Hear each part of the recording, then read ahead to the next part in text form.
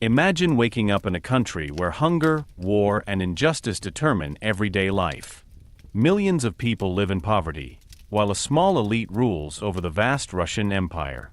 Soldiers die on the front lines of the First World War, workers strike in the cities, and farmers demand land. In this explosive situation, a revolution began that would change not only Russia, but the entire history of the world, the Russian October Revolution. But before we begin, I have a question for you. Do you think revolutions are more likely to arise from the suffering of the population, or from the ideas and leadership of individual political figures? Be sure to write your opinion in the comments below. I'm curious what you think. If you're interested in history and want to understand how events like this have shaped our world today, leave a like and subscribe to the channel so you don't miss any more historical stories and analysis. And now we travel back to Russia in the early 20th century, to a time when an empire was on the verge of collapsing. Chapter 1. Russia at the beginning of the 20th century. At the beginning of the 20th century, Russia was one of the largest countries in the world. The Russian Empire spanned 2 continents and covered vast areas from Eastern Europe to Siberia and the Pacific. Despite this enormous size and resources, Russia was significantly less developed economically and socially compared to many other European countries. While industrialization had already brought profound changes in countries such as Great Britain, France, or Germany, a large part of the Russian population still lived under conditions that were more reminiscent of earlier centuries. At the head of the empire was the Tsar. At the beginning of the 20th century, this was Nicholas II, the last ruler of the Romanov dynasty. The Tsar ruled Russia as an autocrat. This meant that he had almost unlimited political power. There was no real constitution, no democratic parliament with decisive influence, and no political rights comparable to those of Western democracies. The Tsar regarded his power as God-given and saw himself as the supreme protector of the Russian people. But the reality in the country was far less stable than the Tsar's power suggested. Russian society was characterized by enormous social contrasts. A small elite of nobles, large landowners, and high officials had great wealth and political influence. At the same time, the overwhelming majority of the population lived in poverty. Around 80% of the people in Russia were farmers. Many of them worked in the countryside under difficult conditions. Although serfdom had already been abolished in 1861, the situation of many farmers had improved only slowly. They often had to pay high taxes and had too little land to feed their families adequately.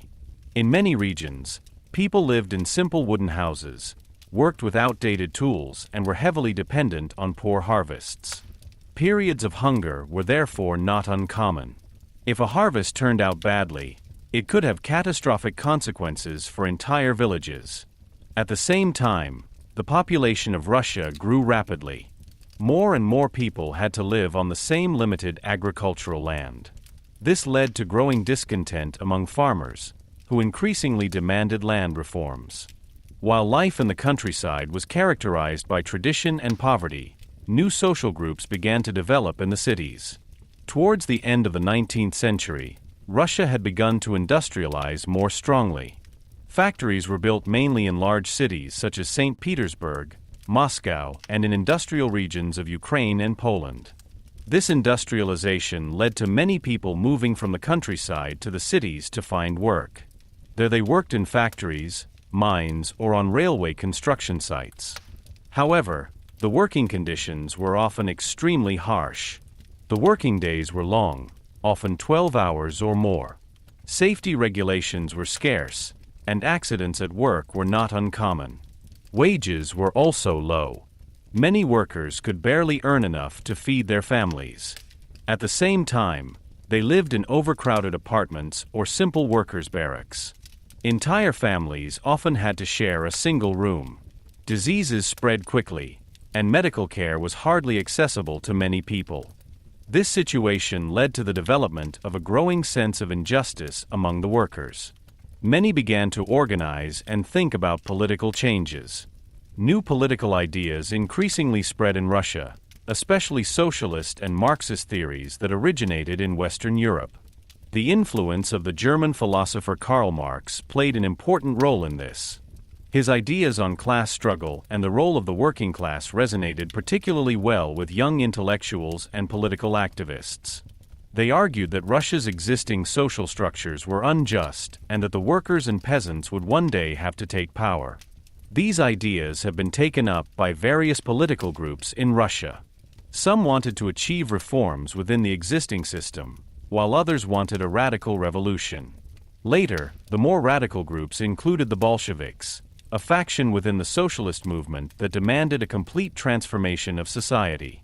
In addition to social tensions, there were also great ethnic and cultural differences in the Russian Empire. The empire consisted of many different peoples and nationalities, including Ukrainians, Poles, Finns, Georgians, Armenians, and many other groups. Many of these peoples felt oppressed by the Russian central government. The government often tried to implement a policy of so-called Russification. This meant that the Russian language, culture, and administration were to become dominant in many regions. For many non-Russian populations, this led to growing discontent and nationalist movements demanding more autonomy or even independence. Politically, too, Russia was a country full of tensions. While many European states had introduced democratic reforms in the course of the 19th century, the Tsarist Empire clung to its autocratic system.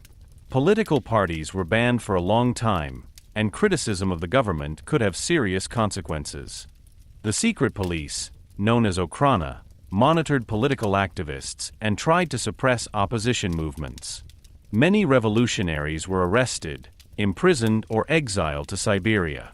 Nevertheless, the government did not succeed in completely stopping the spread of revolutionary ideas. At the same time, a growing group of intellectuals, students, writers, journalists, and political thinkers developed in Russia who were increasingly critical of the existing system. Many of them were convinced that Russia needed fundamental reforms in order to keep pace economically and politically with other European states. Another problem was the country's economic backwardness. Although there were industrial advances in some regions, Russia as a whole was still strongly agrarian. Infrastructure was limited, many regions were difficult to reach, and modern technologies were slow to spread. The railway played an important role in the modernization of the country.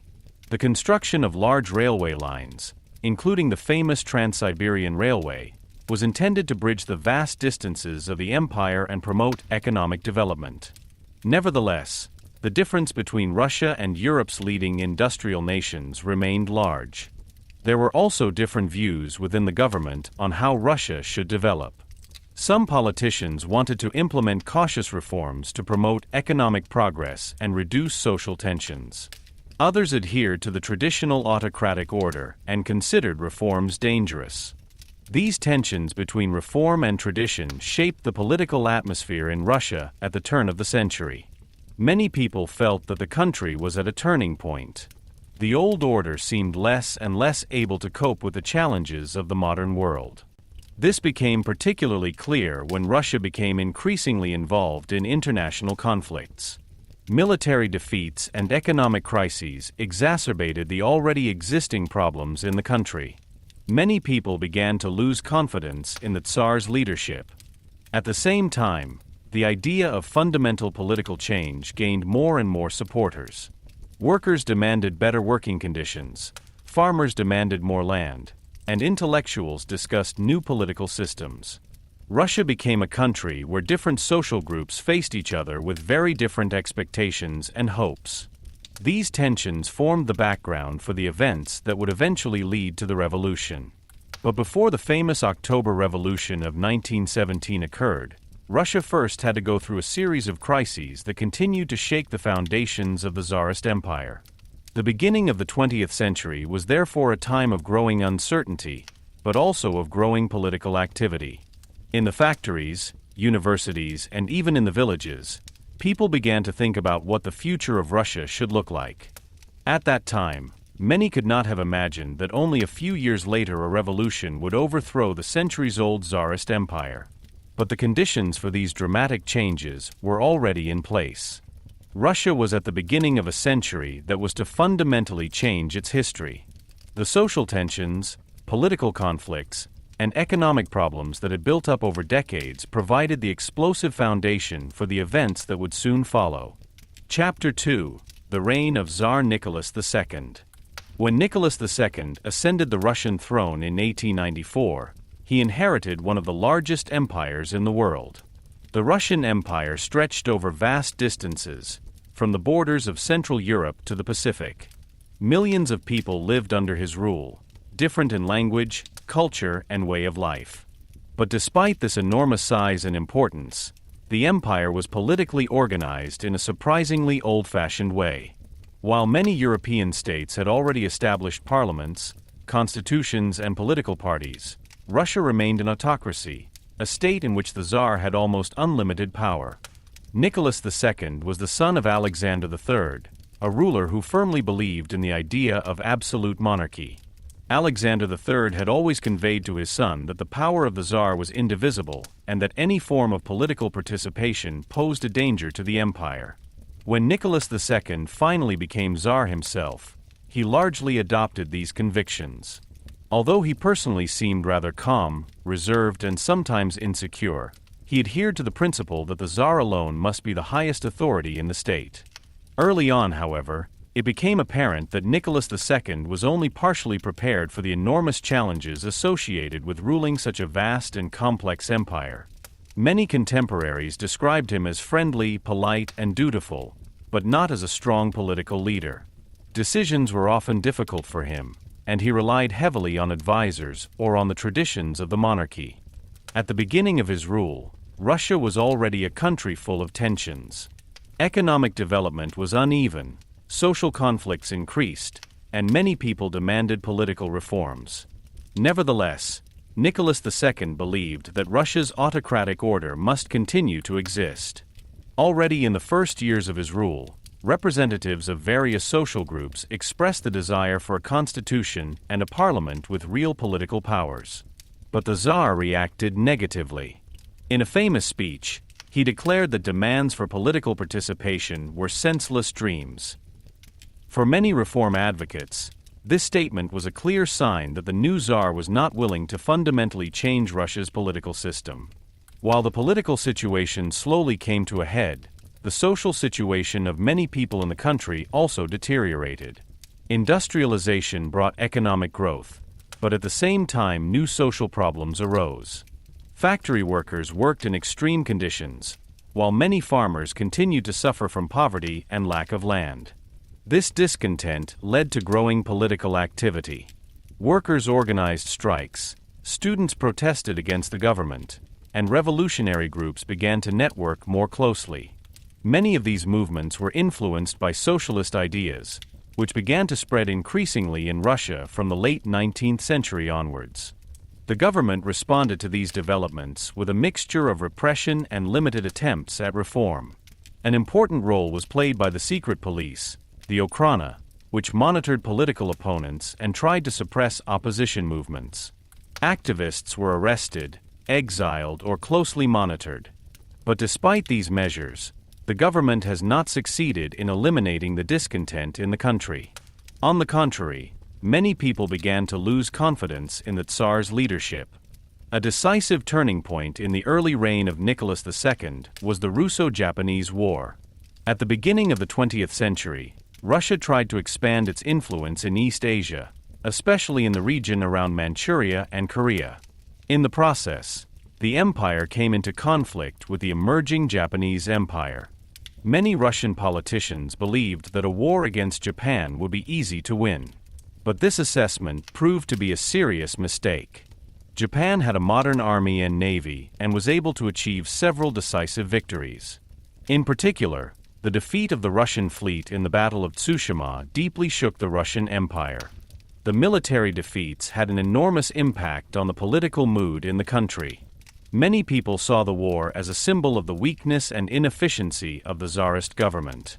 At the same time, the economic situation continued to deteriorate as the war devoured large resources. These developments eventually led to a wave of protests that culminated in a nationwide revolution in 1905. A particularly dramatic event was the so-called Bloody Sunday. On January 22, 1905, Thousands of workers gathered in St. Petersburg to deliver a petition to the Tsar. They hoped that the ruler would listen to their complaints and initiate reforms. But the demonstration ended in tragedy. Soldiers opened fire on the unarmed crowd. Hundreds of people were killed or injured. This event deeply shook the confidence of many Russians in the Tsar. For many, Nicholas II was no longer the father of the people, but a ruler who allowed violence against his own subjects.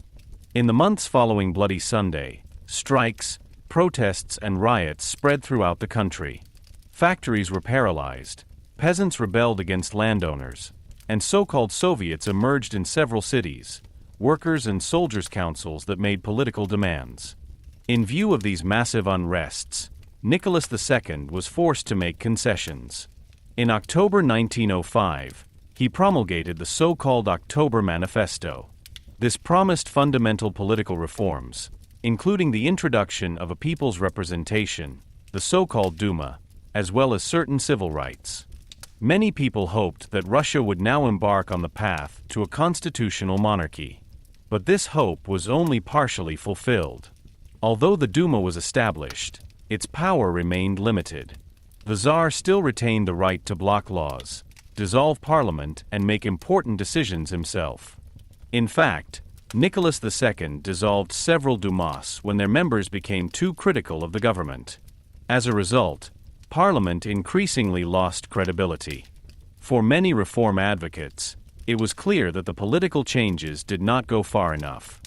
At the same time, the political division in the country intensified. While conservative forces defended the Tsar's authority, liberal and socialist groups demanded more far-reaching reforms or even a complete abolition of the monarchy. There was also increasing influence from controversial personalities within the court. The mysterious itinerant preacher Grigory Rasputin, who gained great influence on the Tsar's family, became particularly famous. Rasputin was considered a spiritual advisor to the Tsarina and was considered a dangerous figure by many members of the elite. His proximity to the ruling family further damaged the monarchy's reputation. Numerous rumors circulated in public about his role at court and his influence on political decisions. While all these conflicts continued to grow within the country, the basic structure of the political system remained unchanged. Nicholas II continued to adhere to autocratic rule, believing that his task was to preserve the traditional order of Russia. But it was precisely this attitude that made it increasingly difficult to solve the growing problems of the empire. Russia was undergoing profound change, society was becoming more political, new ideas were spreading, and more people were demanding participation. Many historians therefore see the reign of Nicholas II as a time of missed opportunities. Reforms could possibly have helped to reduce social tensions and stabilize the political system. But instead, many conflicts continued to intensify. By the time Russia finally entered World War I, many people's trust in the government had already been severely shaken. The events of the following years were to show that the political system of the Tsarist Empire was less and less able to cope with the challenges of the modern world.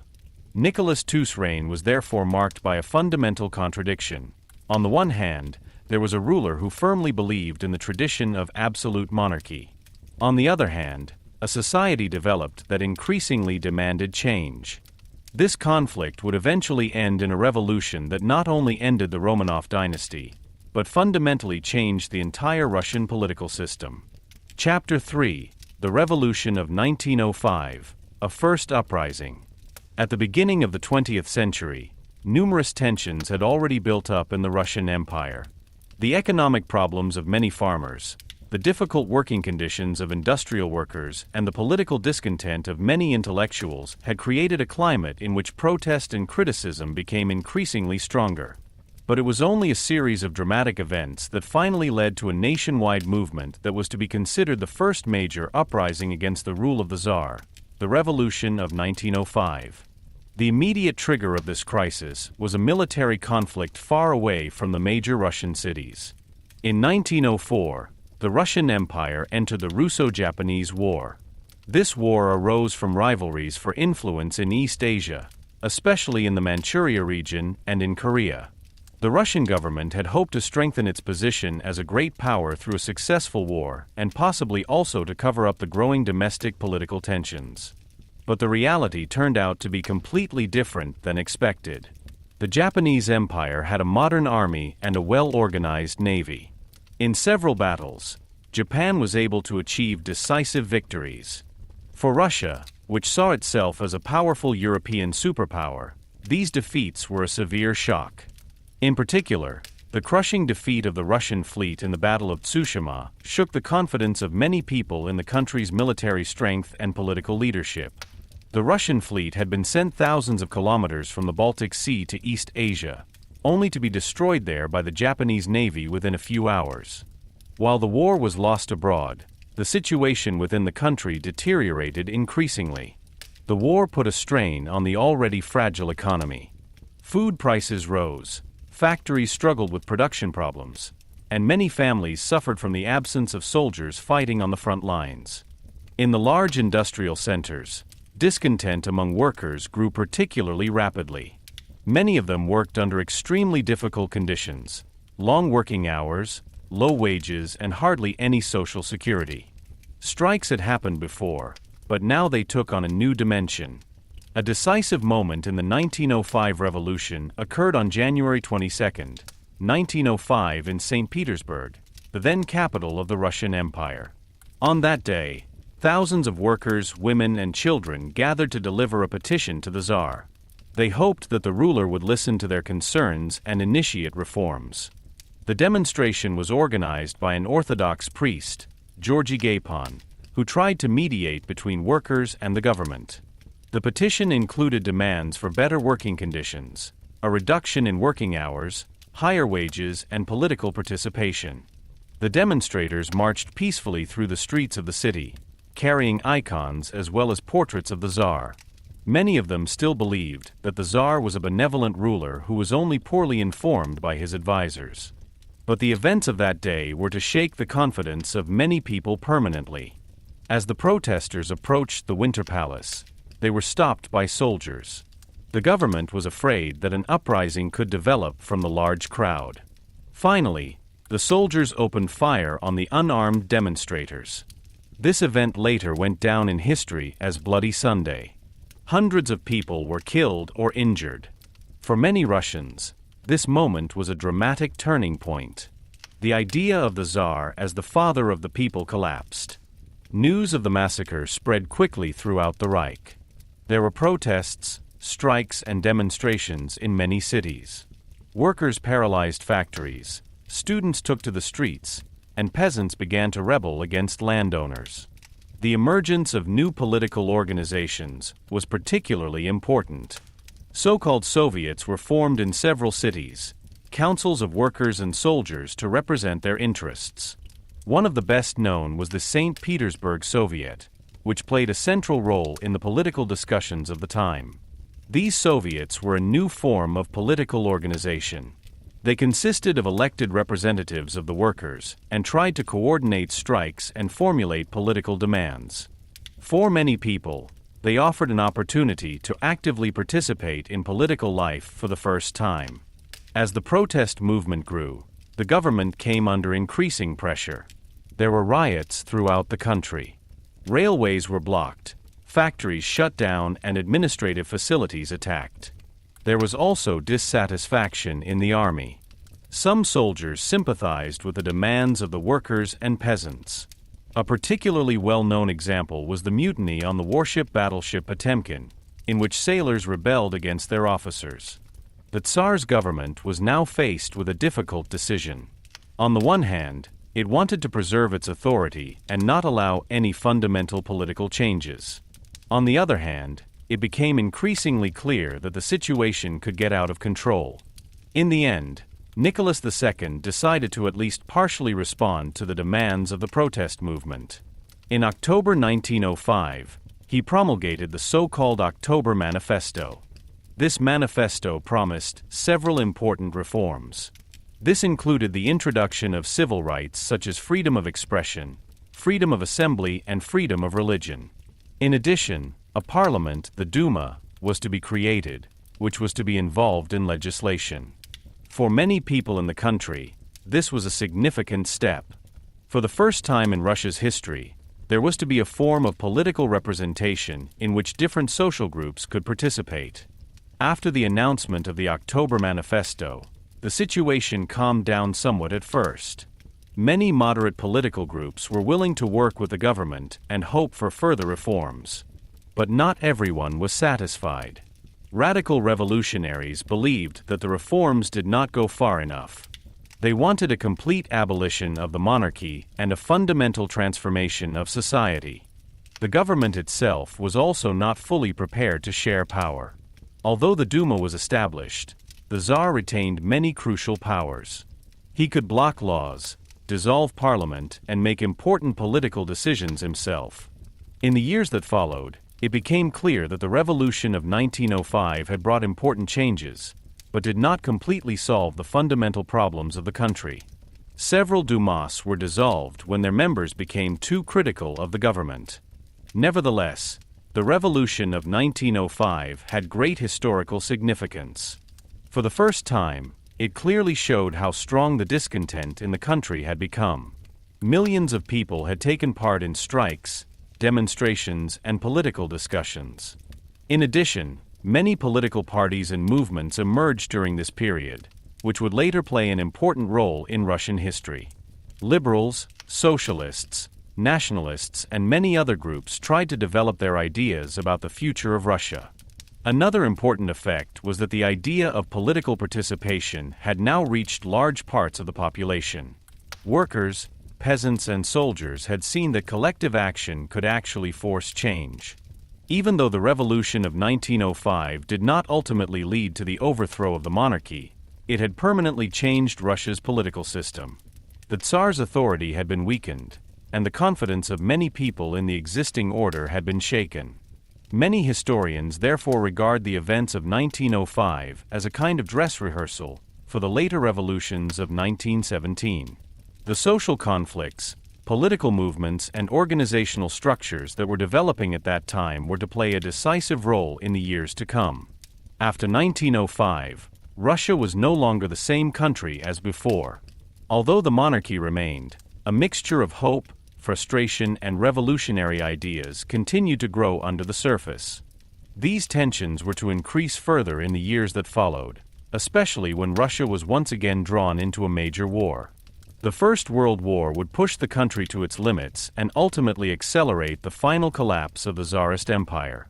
Chapter 4: Russia in the First World War. When World War I broke out in the summer of 1914, the Russian Empire was already in a tense political and social situation.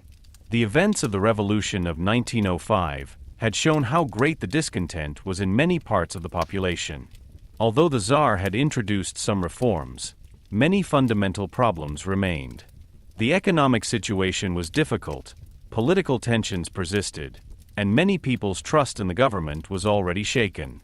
The war was not intended to solve these problems. On the contrary, it dramatically exacerbated them. The immediate trigger for the conflict was the assassination of Franz Ferdinand of Austria-Este in Sarajevo in June 1914. This event triggered a chain reaction of alliance commitments that eventually led to the beginning of World War I. Russia traditionally saw itself as the protecting power of the Slavic peoples in the Balkans, especially Serbia. When Austria-Hungary declared war on Serbia, Russia decided to support Serbia. This decision led to Russia itself being drawn into the conflict. At the beginning of the war, many people in the Russian Empire reacted with patriotic enthusiasm. Demonstrations took place in the big cities, where people expressed their support for the war and for Nicholas II. Even many political opponents of the government initially declared their loyalty to the state. But this initial enthusiasm was not to last long. Although the Russian military was very large in numbers, it had to contend with considerable structural problems. Many soldiers were poorly trained, equipment was inadequate, and military organization was often inefficient. Already in the first months of the war, Russia suffered heavy defeats against the German Reich. Particularly devastating was the defeat in the Battle of Tannenberg, in which a large Russian army was surrounded and destroyed by German troops. Tens of thousands of soldiers were killed or captured. The defeat was not only militarily significant, but also a serious blow to the self-confidence of the Russian leadership. Shortly afterwards, another major defeat followed in the Battle of the Masurian Lakes. Here, too, Russian troops had to retreat after suffering heavy losses. While the armies were fighting at the front, the situation inside the country was deteriorating. The war required enormous resources. Millions of men were drafted and sent to the front. Many of them were farmers who were now missing from the fields. Agriculture suffered greatly from this labor shortage. At the same time, the war made it difficult to transport food to the cities. Railways were mainly used for military purposes, causing supply systems to collapse. There were food shortages in many cities. Bread became a particularly symbolic problem. People stood in long lines in front of bakeries for hours, only to sometimes find that supplies had already been used up. The prices of food and other important goods also rose sharply. Inflation made life increasingly difficult for many families. Wages could hardly keep pace with rising prices. While workers and farmers suffered from hunger and poverty, criticism of the government grew at the same time. Many people accused the authorities of having poorly organized the war. In 1915, Tsar Nicholas II made a decision that would later prove to be particularly problematic. He decided to personally take over the supreme command of the Russian army. With this, he went to the front and largely left the affairs of government in the capital to his wife, Alexandra Fyodorovna. This decision had several consequences. On the one hand, every military failure was now directly linked to the Tsar himself. Every defeat could be interpreted as a personal failure of the ruler. On the other hand, a government remained in the capital that became increasingly unstable. Tsarina Alexandra was not particularly popular with the Russian public. She was of German origin, and during the war against Germany, this led to numerous rumors and mistrust. Many people doubted their loyalty to Russia. In addition, their influence was reinforced by a very controversial figure, the mystical itinerant preacher Grigory Rasputin. Rasputin had close access to the Tsar's family because it was believed that he could help the Tsar's sick son. But his role at court led to many rumors and scandals. Critics claimed that Rasputin had a great influence on political decisions and influenced ministerial appointments. Whether these accusations were completely true or not ultimately played a lesser role than their effect on public opinion. Many people saw Rasputin as a symbol of corruption and chaos within the government. Meanwhile, the military situation continued to deteriorate. Russian soldiers suffered from poor equipment and inadequate supplies. In some cases, soldiers even had to fight without rifles and wait for weapons to be taken over from fallen comrades. The losses at the front were enormous. Millions of soldiers were killed, wounded, or captured. Entire villages lost a large part of their young men. These losses had not only military, but also social consequences. Families lost their breadwinners, agricultural production continued to decline, and the general mood in the country became increasingly desperate. Criticism of the Tsar also grew within the political elite. Members of the Duma called for reforms and more efficient warfare. Some politicians suggested forming a government that would have more support from parliament. But Nicholas II remained suspicious of such proposals. He saw this as a danger to his authority. The political deadlock meant that many problems remained unresolved. The administration was overwhelmed, economic difficulties increased, and confidence in the country's leadership continued to decline. In the winter of 1916 and early 1917, the crisis reached a new peak. The food shortage in the cities became more and more dramatic. Workers' strikes increased and protests spread. Discipline also began to crumble in the army. Some soldiers were no longer willing to continue fighting for a government they considered incompetent or indifferent. At the same time, revolutionary ideas spread more widely. Socialist groups, workers' movements, and political activists openly discussed possible changes to the political system. Many people began to believe that the war was not only a military catastrophe, but also proof that Russia's political system was no longer functioning. The First World War therefore acted as a catalyst for the already existing tensions in the country. Problems that had existed before, social inequality, political discontent, and economic difficulties, were massively exacerbated by the war. When the year 1917 began, Russia found itself in an extremely unstable situation. The government had lost the trust of many citizens, the economy was under enormous pressure, and the army was exhausted. Only a few months later, these tensions would finally explode in a new revolution, one that would mark the end of the centuries-old rule of the Romanov dynasty. The First World War had pushed the Tsarist Empire to its limits. And it was precisely this crisis that was to pave the way for the dramatic events that would soon fundamentally change Russia. Chapter 5: The February Revolution of 1917. When the year 1917 began, the Russian Empire was in a deep crisis. The war, which had been going on for more than 2 years, had exhausted the country economically, militarily, and socially. Millions of soldiers fought at the front, while hunger, poverty, and political discontent grew stronger in the cities and villages. The government under Nicholas II increasingly lost the trust of the population. Many people now had the feeling that the political system of the Tsarist Empire was no longer able to solve the country's problems. The war not only exacerbated economic difficulties, but also made the government's weaknesses increasingly visible. In the big cities, especially in Petrograd, the supply situation deteriorated drastically. Food became scarce, especially bread. Long queues in front of bakeries are now part of many people's everyday lives. Women often queued for hours to get food for their families. At the same time, prices continued to rise. Many workers barely earned enough to feed their families. Factories worked under difficult conditions, and strikes became more frequent. However, the dissatisfaction was not only of an economic nature. Many people were also politically frustrated. The reforms after the Revolution of 1905 had led to the creation of the Duma, but the parliament had only limited power. The Tsar could block decisions or simply dissolve parliament. During the war, this situation had deteriorated further.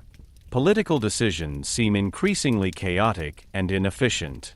The government changed ministers frequently, and many people believed that corruption and incompetence paralyzed the administration. A particularly controversial topic was the influence of the mystical preacher Grigory Rasputin, who had close access to the Tsar's family. Although Rasputin was assassinated at the end of 1916, his influence had already contributed significantly to the loss of trust in the monarchy. Against this background, an explosive situation began to develop in early 1917. The immediate beginning of the revolution was not the result of a carefully planned uprising, but arose from a series of protests and strikes.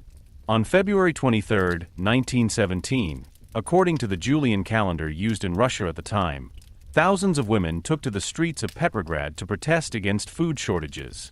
This day fell on International Women's Day, and many workers took the opportunity to draw attention to their difficult situation. They demanded bread for their children and an end to the war. The demonstrations grew rapidly. Workers from various factories joined the protests. Within a few days, hundreds of thousands of people took part in strikes and demonstrations in the city. The protests were not only directed against food shortages, but increasingly also against the government itself. Slogans such as "Down with the war" and "Down with the Tsar" were shouted more and more frequently. The government initially reacted with repression. Soldiers were sent into the streets to disperse the demonstrations. But it soon became apparent that even the army was no longer fully loyal. Many soldiers were tired of war and had little sympathy for the government. Some of them refused to shoot at demonstrators. Others even openly changed sides and joined the protesters. This moment was decisive for the course of the revolution. Without the support of the army, the government could hardly maintain control of the capital. In the days that followed, the revolution spread rapidly. Government buildings were occupied, prisons opened, and political prisoners released. The authority of the Tsarist administration began to crumble. Meanwhile, Tsar Nicholas II, who was outside the capital at the time, tried to bring the situation under control. But his options were limited. Communication channels were disrupted, and many of his orders were no longer implemented. Within the political elite, it became increasingly clear that the monarchy was in an extremely dangerous situation.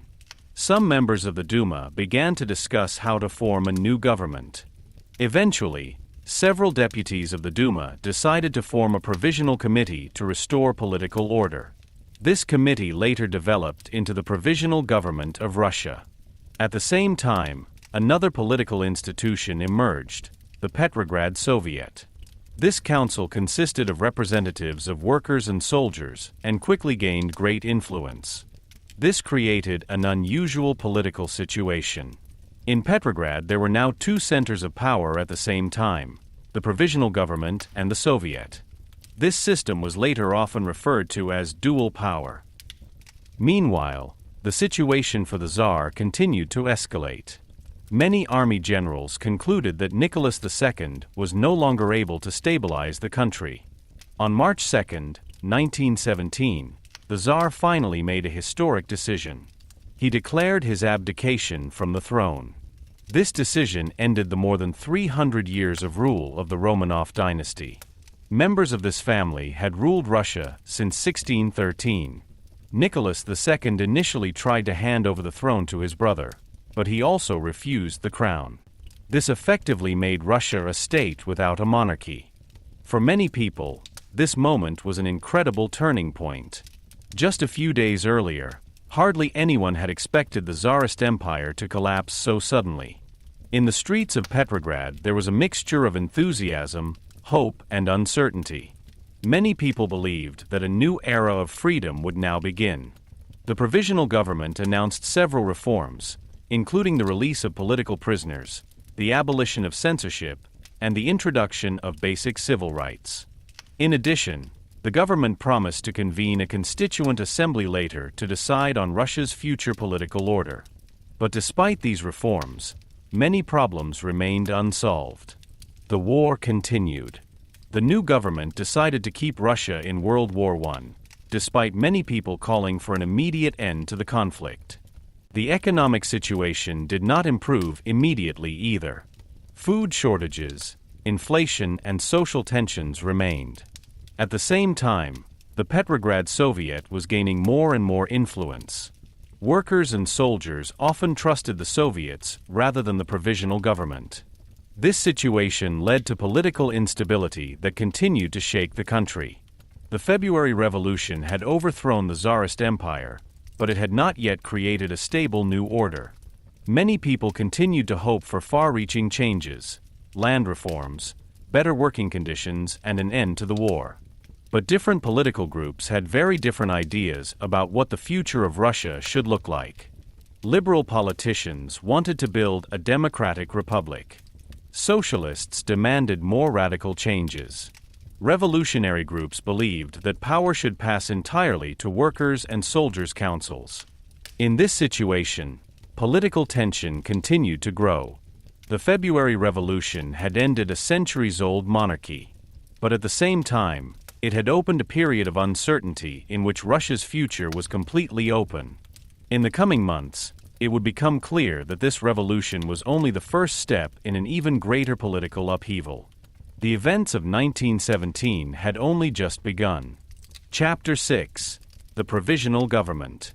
After the abdication of Nicholas II in March 1917, Russia suddenly found itself without a monarchy. The more than 300 years of rule of the Romanov dynasty had ended, and the country was in a period of political transition. Many people hoped that a new era would now begin, a time of more freedom, political participation, and social reforms. But the situation was more complicated than it first seemed. Immediately after the collapse of the Tsarist government, a new political leadership took over, the Provisional Government of Russia.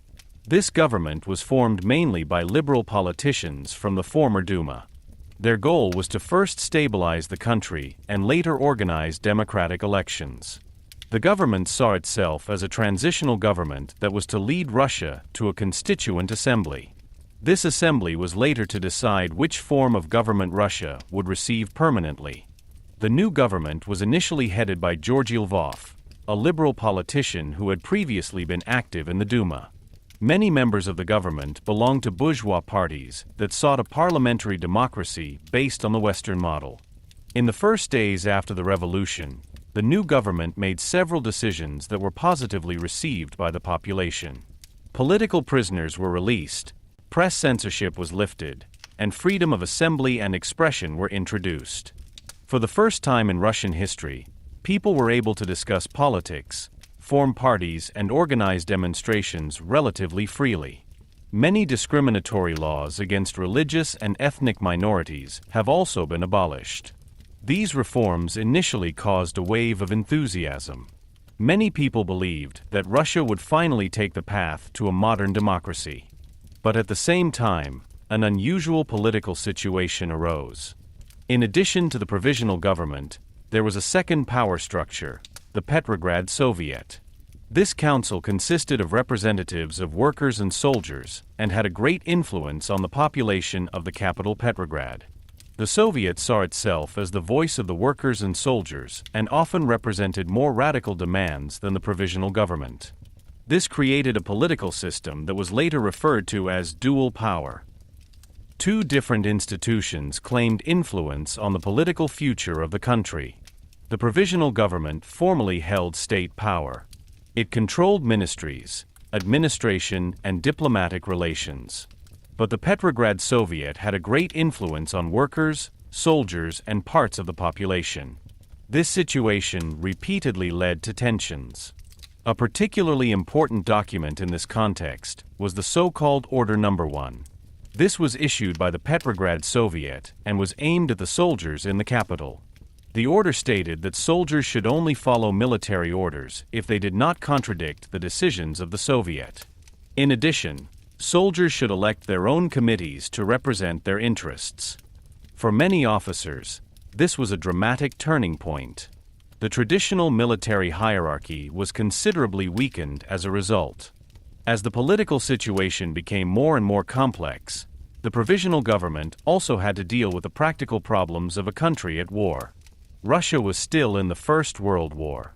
Millions of soldiers fought at the front, while the economy inside the country was under enormous pressure. Many people had hoped that the new government would end the war quickly, but the Provisional Government initially decided to continue the war. There were several reasons for this decision. Russia was part of an international alliance system with countries such as France and Great Britain. A sudden withdrawal from the war would have severely damaged relations with these allies. In addition, some politicians feared that an immediate peace would put Russia in a weak negotiating position. But this decision was extremely unpopular. Many soldiers at the front were tired of war, and more people in the cities were also demanding an end to the conflict. The political leadership was thus faced with a difficult dilemma. On the one hand, it wanted to fulfill international obligations. On the other hand, pressure from its own population grew. At the same time, economic problems are also intensifying. Food remained scarce, prices continued to rise, and industry struggled with production problems. Workers organized more and more frequent strikes and demanded better working conditions. Peasants, on the other hand, demanded land reforms and wanted to divide the land of the large landowners among themselves. However, the Provisional Government was reluctant to implement drastic reforms immediately. Many politicians wanted to wait until a democratically elected constituent assembly could decide on such fundamental questions. But for many people in the country, this development has been too slow. In the course of the spring and summer of 1917, the political situation became increasingly unstable. Demonstrations, strikes, and political debates continued to increase. During this time, a political group also gained increasing importance, the Bolsheviks. Under the leadership of Vladimir Lenin, they represented radical demands. They sharply criticized the Provisional Government and demanded peace, land, and bread. Lenin argued that the revolution was not yet complete. In his view, power should be transferred entirely to the Soviets, i.e. to the councils of workers and soldiers. These ideas resonated especially with people who were dissatisfied with the slow pace of reforms of the Provisional Government. In the summer of 1917, a series of political crises finally occurred. In July, there were large demonstrations in Petrograd, which later became known as the July Days. Thousands of workers and soldiers took to the streets demanding that the Soviets take power. The Provisional Government responded with violence to bring the situation under control. The Bolsheviks were accused of being behind the protests. Some of their leaders were arrested or had to go into hiding. But political instability remained. A little later, another dramatic event occurred, the Kornilov Putsch. General Vladimir Kornilov tried to take control of Petrograd by military means. Many people feared that he wanted to establish a military dictatorship. To prevent the coup, the Provisional Government had to rely on the support of workers' groups and even armed Bolsheviks. The coup failed, but confidence in the government was further shaken. Many people now began to believe that the Provisional Government was unable to solve the country's problems. At the same time, more radical political forces gained more and more support. The months after the February Revolution were therefore a time of great hope, but also of growing uncertainty. The Provisional Government had introduced important reforms and made possible the end of the Tsarist autocracy. But it was unable to end the war or solve the economic problems quickly. This situation created a political vacuum in which new forces gained influence. Only a few months later, another revolution was to take place. A revolution that would once again radically change the balance of power in Russia. Chapter 7: Rise of the Soviets. After the February Revolution of 1917, Russia found itself in a unique political situation. The centuries-old monarchy had collapsed, but a stable new order had not yet been established. While the Provisional Government of Russia officially took over the affairs of state, a second power structure emerged at the same time that gained more and more influence: the Soviets. The term Soviet simply means council in Russian. In the political reality of 1917, however, it referred to a new form of political organization in which workers, soldiers, and later peasants elected their representatives to discuss political and social issues. The idea of such councils was not entirely new. Already during the Revolution of 1905, workers' representatives had been established in several cities. The St. Petersburg Soviet was particularly well known at the time, which coordinated strikes and formulated political demands. But it was not until 1917 that the Soviets developed into a nationwide political movement. The most important and influential council originated in the capital Petrograd. The Petrograd Soviet was founded shortly after the beginning of the February Revolution and quickly developed into a center of political activity. Its members were representatives of factory workers, soldiers, and various political groups. They met regularly to discuss current events, make decisions, and formulate demands on the government. Although the Petrograd Soviet initially had no formal state power, its influence was enormous. Many workers and soldiers regarded him as their most important political representative. A decisive moment for the power of the Soviets was the publication of a document that became known as Order No. 1. This order was addressed to the soldiers of the garrison in Petrograd. It stipulated that soldiers have political rights and are allowed to elect their own committees. In addition, military orders were to be followed only if they did not contradict the decisions of the Soviet. This regulation had an enormous impact. It weakened the traditional military hierarchy and at the same time strengthened the political role of the soldiers. Many soldiers now felt more connected to the revolutionary movements than to the old military leadership. While the Provisional Government sought to establish a parliamentary democracy, the Soviets offered an alternative form of political organization. They were based on direct representation of workers and soldiers and often had a very practical focus on concrete problems of everyday life. In many factories, so-called factory committees were formed to discuss working conditions, production, and conflicts between workers and factory owners. In the army, too, soldiers formed their own committees that influenced decisions on discipline, supplies, and political issues. In the course of 1917, the Soviets spread throughout the country. Similar councils were formed in many cities and regions. Peasants also formed local assemblies to discuss land issues and political demands. This development led to the Soviets becoming an important network of political organizations. They united workers, soldiers, and peasants in a common movement. But there were major political differences within the Soviets. At the beginning of 1917, many Soviets were dominated by moderate socialist parties. The Mensheviks and the Socialist Revolutionaries were particularly influential. These groups initially supported cooperation with the Provisional Government. They believed that Russia must first go through a democratic phase before more radical social changes are possible. But this attitude was increasingly questioned over the course of the year. Many people were disappointed that important problems remained unresolved. The war continued, food remained scarce, and the economic situation hardly improved. In this atmosphere, more radical political forces gained increasing support.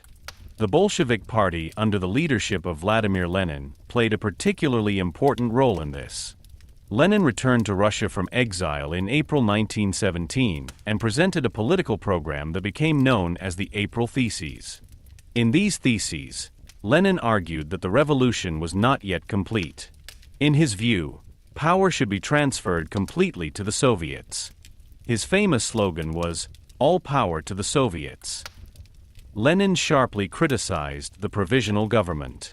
He was of the opinion that it did not really represent the interests of the workers and peasants and unnecessarily prolonged the war. Instead, he called for immediate peace negotiations, radical land reform, and a socialist transformation of society. These ideas found increasing support, especially among workers and soldiers who were dissatisfied with political developments. In the course of the summer of 1917, the balance of power within many Soviets began to change. Bolshevik representatives gained more and more influence and were elected to leading positions in several cities. The Petrograd Soviet remained the main political center of this movement. Its meetings were watched by thousands of people, and its decisions had a major impact on the political mood in the country. Other important cities also developed their own strong Soviets, including Moscow, where a lively political debate also took place. Meanwhile, political conflicts in the country continued to intensify. The Provisional Government continued to try to continue the war and at the same time prepare reforms. But many people felt that this policy was too slow and too cautious. The Soviets, on the other hand, offered a platform for more radical demands and more direct political participation. In the autumn of 1917, this movement gained more and more momentum. The Bolsheviks were able to win majorities in several important Soviets, including the Petrograd Soviet. A particularly influential politician within this movement was Leon Trotsky, who played a central role in the Petrograd Soviet. Trotsky was a staunch revolutionary and a talented orator. He argued that the Soviets should function not only as political assemblies, but as the basis of a new state order. In his view, workers' and soldiers' councils should exercise the real political power in the country. This idea gained increasing support. Many people had lost confidence in the Provisional Government in the meantime. They believed that only radical political change could solve the country's problems. The Soviets therefore became a symbol of hope for a new society for many workers and soldiers. But at the same time, political tension in the country also grew. Conservative forces feared that a Soviet takeover could lead to chaos or even civil war. Liberal politicians wanted to continue to build a parliamentary democracy. Revolutionary groups, on the other hand, believed that the time had come for a second revolution. In the autumn of 1917, Russia was therefore approaching a decisive turning point. The Soviets had gone from being local assemblies to powerful political institutions. They had mobilized millions of people and created a new form of political participation. But at the same time, they posed a direct challenge to the existing government. This tension between the Provisional Government and the Soviets would eventually end in a dramatic conflict. Only a few months later, the Bolsheviks would try to take power in the name of the Soviets, an event that would go down in history as the October Revolution. Chapter 8. the Bolsheviks and Vladimir Lenin. In the course of 1917, Russia's political landscape became increasingly confusing. Numerous parties, movements, and political groups tried to gain influence on the future of the country. Among them, one party played a particularly decisive role in the events to come: the Bolsheviks. The Bolsheviks were a revolutionary socialist party that had emerged from the Russian Social Democratic movement. Originally, they belonged to the Russian Social Democratic Labor Party, which was founded at the end of the 19th century to spread the ideas of Marxism in Russia. But already in 1903, there was an important split within this party. The movement was divided into two factions: the Bolsheviks and the Mensheviks. The term Bolsheviks literally means majority, while Mensheviks means minority. These terms originated during a vote within the party, but they later developed into permanent names for two different political directions. The Bolsheviks advocated a more radical strategy for the revolution. They believed that a tightly organized revolutionary party was necessary to seize power and build a socialist society. The Mensheviks, on the other hand, took a more moderate position. They believed that Russia had to go through a bourgeois democratic phase before a socialist revolution was possible. The leading figure of the Bolsheviks was Vladimir Lenin. Lenin was one of the most influential revolutionary thinkers of his time. Born in 1870, he grew up in an educated family. However, his political radicalization began relatively early, especially after his older brother was executed for a conspiracy against the Tsar. This event had a great influence on Lenin's political convictions. He began to occupy himself intensively with revolutionary ideas and studied the works of Karl Marx and Friedrich Engels. These two thinkers had developed a theory according to which history was shaped by class struggles. In their view, the conflict between workers and capitalists would eventually lead to a socialist revolution. Lenin adopted many of these ideas, but developed them further. He was convinced that a revolution would not simply arise spontaneously. Instead, a disciplined, well-organized party of revolutionary activists is needed that can lead the political struggle.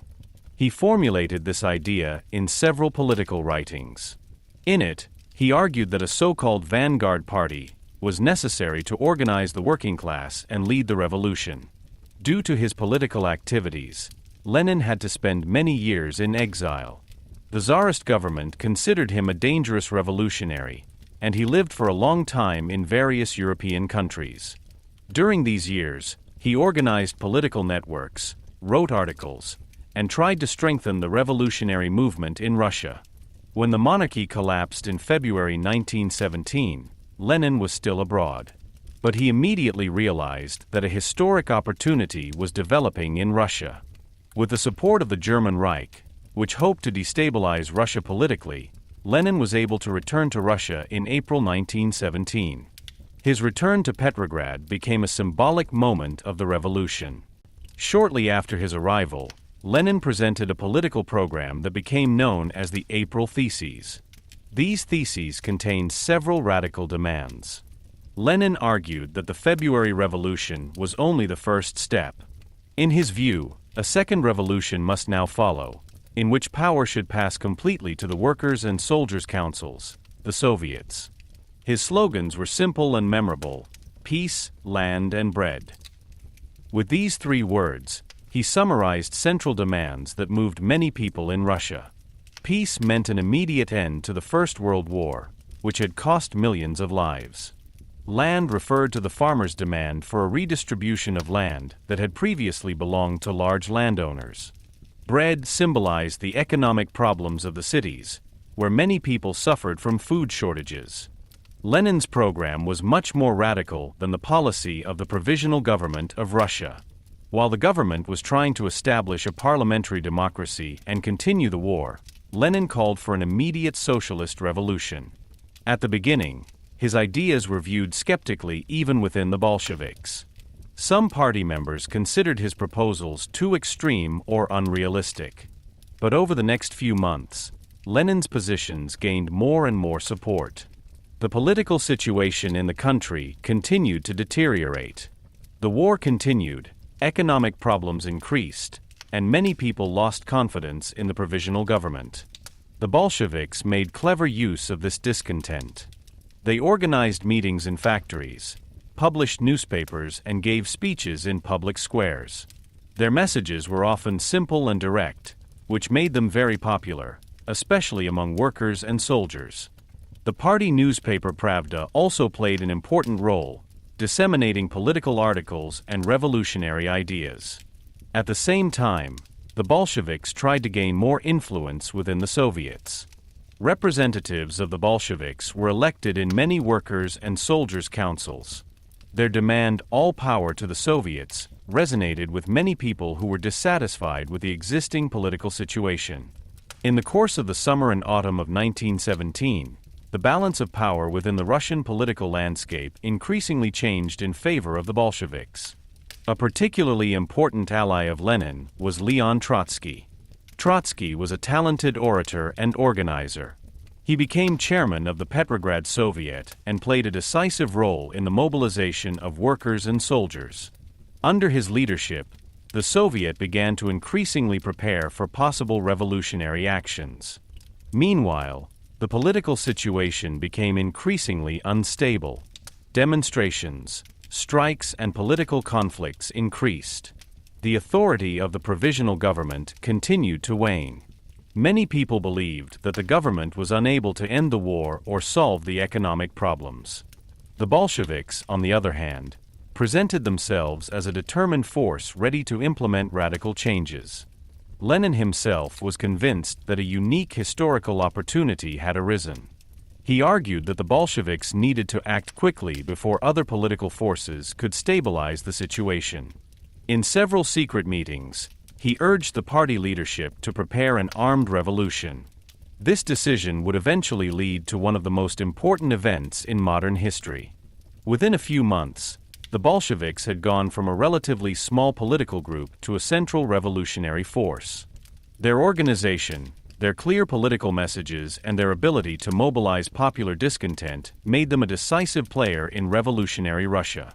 The next step, however, was to be far more dramatic. In the autumn of 1917, the Bolsheviks began to develop concrete plans for the seizure of political power, plans that would soon lead to the October Revolution. Chapter 9: The April Theses. When Vladimir Lenin returned to Russia in April 1917, the country found itself in an extremely uncertain political situation. The February Revolution had ended the centuries-old monarchy, but the future of the country was still completely open. The Provisional Government of Russia tried to establish a democratic order, while at the same time workers' and soldiers' councils gained more and more influence. Many people hoped that the situation would quickly stabilize after the fall of the Tsar. But the reality was more complicated. Russia was still in the First World War, the economic situation remained difficult, and political conflicts were increasing. In this situation, Lenin presented a political program that was to fundamentally change the direction of the revolutionary movement, the so-called April Theses. These theses were a series of political demands formulated by Lenin shortly after his return to Russia. He presented it for the first time on April 4, 1917 in Petrograd, first to members of the Bolsheviks and later to a larger assembly of revolutionaries. Reactions to his proposals were initially mixed. Many listeners were surprised by the radical nature of his ideas. But in the course of the following weeks, the April Theses were to become a central part of Bolshevik policy. To understand the significance of these theses, one must take a closer look at the political situation in Russia in the spring of 1917. After the February Revolution, there were two centers of power in the country. On the one side was the Provisional Government, which officially exercised state power. On the other side were the Soviets, councils of workers and soldiers who had great influence, especially in the big cities. The most important of these councils was the Petrograd Soviet in Petrograd. This situation was often referred to as dual power.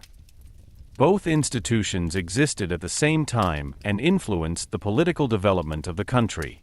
Many socialist parties initially supported cooperation with the Provisional Government. They believed that Russia must first go through a democratic phase before more radical social changes are possible. Lenin strongly disagreed with this view. In his April theses, he argued that the February Revolution was only the first step. In his opinion, the revolution must now enter a second phase, a socialist revolution that would hand over power completely to the workers and peasants. His demands were summarized in several points. One of the most important statements of the April theses was the rejection of the Provisional Government. Lenin argued that this government did not really represent the interests of the workers and peasants. Instead, he saw it as a government of the bourgeois classes trying to preserve the existing economic system. Lenin therefore demanded that the Bolsheviks should not provide any support for this government. Another central point of the April theses was Lenin's attitude to the war. While the Provisional Government had decided to continue the war, Lenin demanded immediate peace. He described the war as an imperialist conflict between great powers that was not being waged in the interests of ordinary people. In his view, the workers of all countries involved should fight together against the war. This demand for immediate peace was very well received by many soldiers. Millions of Russian soldiers were tired of war and wanted to end the conflict as quickly as possible. Another important topic of the April theses was the land question. In Russia, the majority of agricultural land was owned by large landowners. Many farmers worked on land that did not belong to them and had to give up part of their harvest. Lenin demanded that the land of the large landowners should be expropriated and distributed to the peasants. This demand was particularly popular among the peasant population, who had been demanding land reforms for decades. Another important point of the April theses concerned the structure of the state. Lenin argued that Russia did not need a traditional Western-style parliamentary republic. Instead, political power was to be transferred completely to the Soviets. In his opinion, the councils of workers and soldiers should form the basis of a new political system. His famous slogan was, "All power to the Soviets." This demand was a direct challenge to the Provisional Government. While many political groups believed that Russia should be reformed gradually, Lenin called for a radical break with the existing order. The April theses also contained economic demands. Lenin proposed that banks should be nationalized and that the economy should be placed more under state control. He also wanted to have production in the factories monitored more closely by workers' committees. These ideas were based on the Marxist theories of Karl Marx and Friedrich Engels, who had assumed that the working class would eventually take control of the means of production. At the beginning, Lenin's proposals were met with skepticism even within the Bolsheviks. Some party members believed that Russia was not yet ready for a socialist revolution. They were of the opinion that a democratic phase was necessary first. But Lenin vigorously defended his position.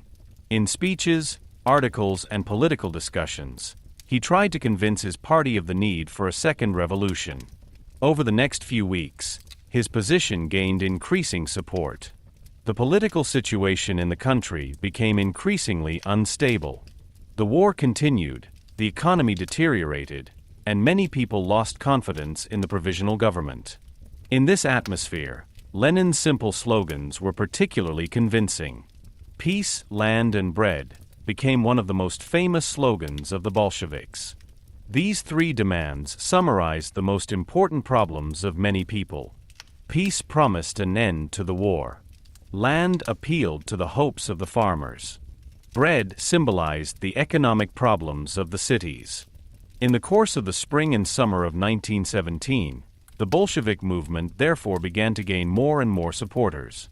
Especially in the Soviets, the Bolsheviks were able to expand their influence. More and more representatives of this party were elected to workers' and soldiers' councils. Her party newspaper, Pravda, also played an important role in spreading her ideas. Meanwhile, political conflicts in the country continued to intensify. Demonstrations, strikes, and political crises increased. Many people believed that a fundamental change was necessary to solve the country's problems.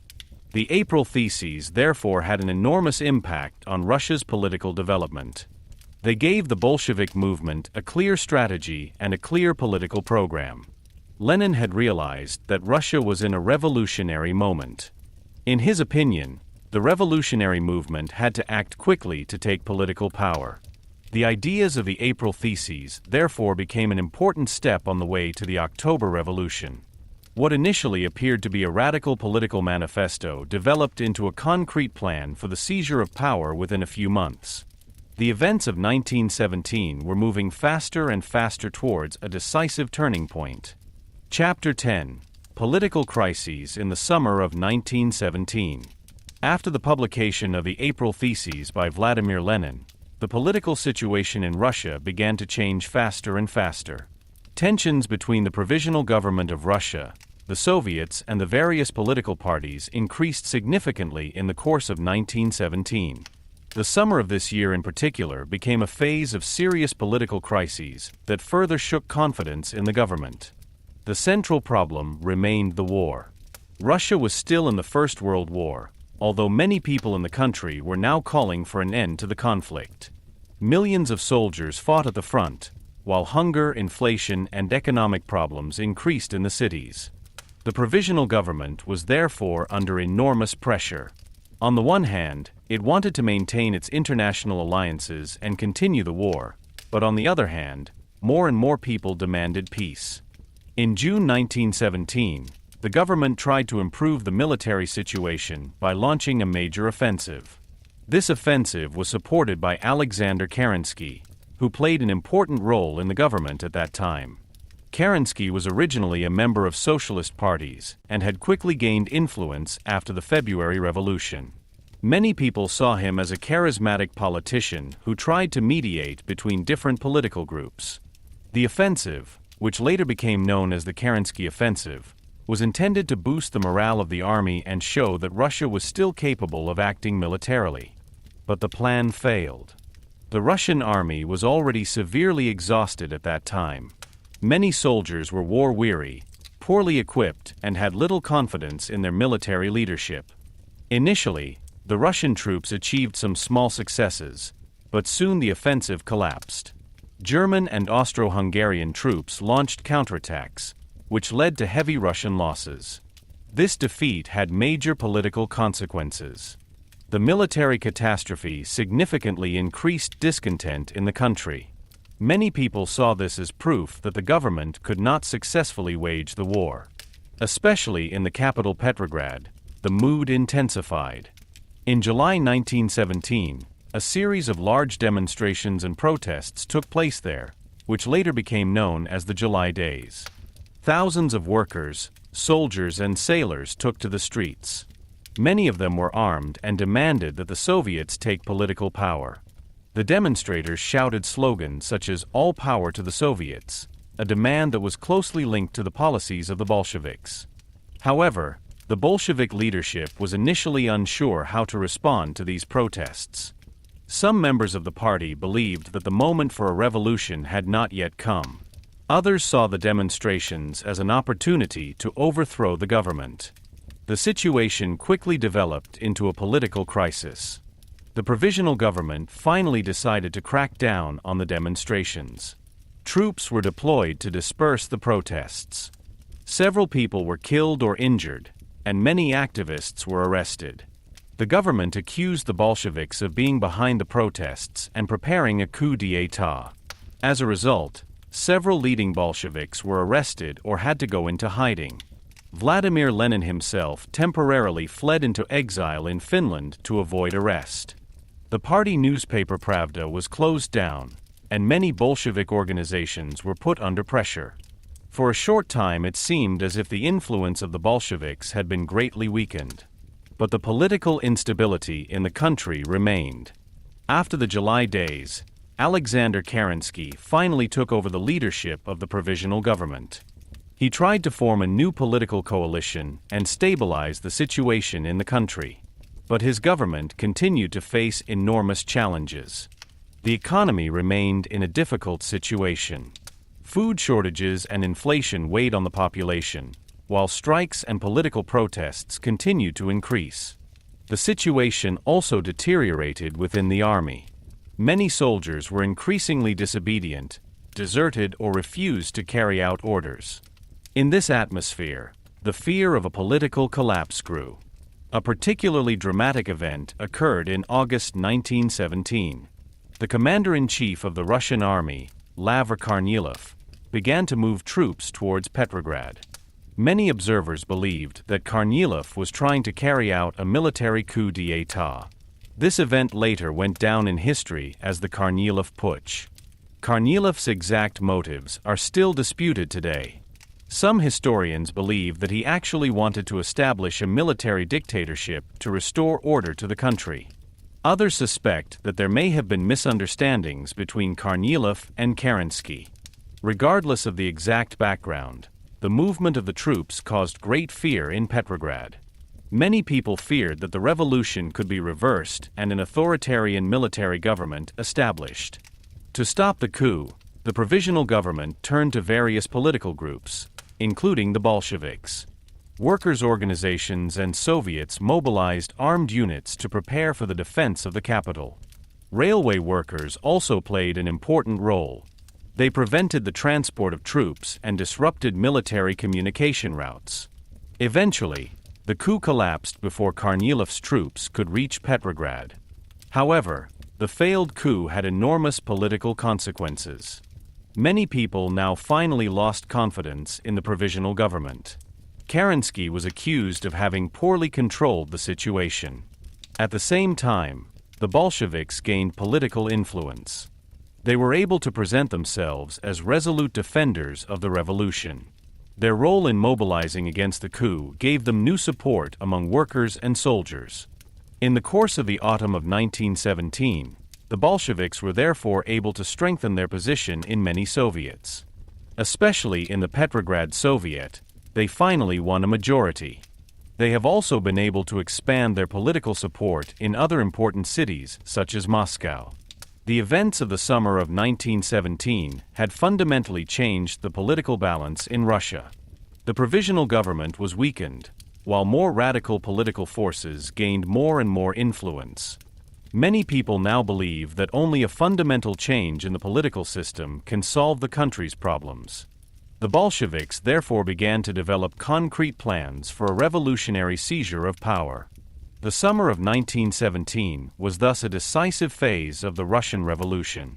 The political crises of these months prepared the ground for the dramatic events that were to follow a few weeks later. The revolution was approaching its next turning point. Chapter 11: Preparing for the Revolution. After the political crises of the summer of 1917, Russia continued to find itself in a state of great uncertainty. The Provisional Government of Russia, led by Alexander Kerensky, tried to restore order in the country, but its authority was severely weakened. Economic problems, hunger, political conflicts, and the ongoing First World War weighed heavily on the country. At the same time, the Bolsheviks gained more and more influence. After the failed Kornilov Putsch in August 1917, the political balance of power had shifted significantly. Many people now saw the Bolsheviks as an important force in defense of the revolution. Their role in mobilizing workers and soldiers against the threat of a military coup has given them new support.